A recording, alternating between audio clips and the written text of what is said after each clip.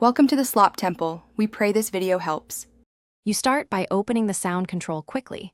Right-click the speaker icon and choose Sounds. You need the Sounds tab open so you can edit program events. If you have a custom sound scheme, save it first so you can revert.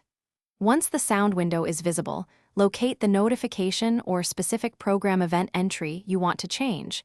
This step exposes the drop-down and browse button you'll use next.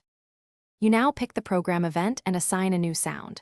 Click the event name, press Browse, and navigate to a WAV file. Windows 10 requires WAV for system events. Preview using test to confirm volume and length. Make sure the file is not too long or silent. If you need conversion, use a simple audio tool to export 16-bit 44, 1K HZ WAV.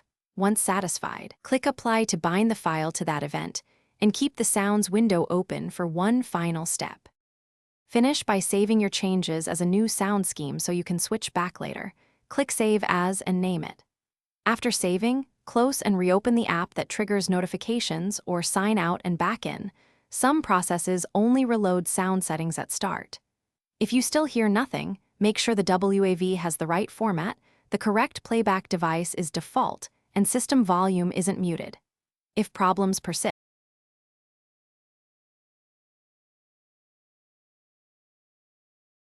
Thanks for watching.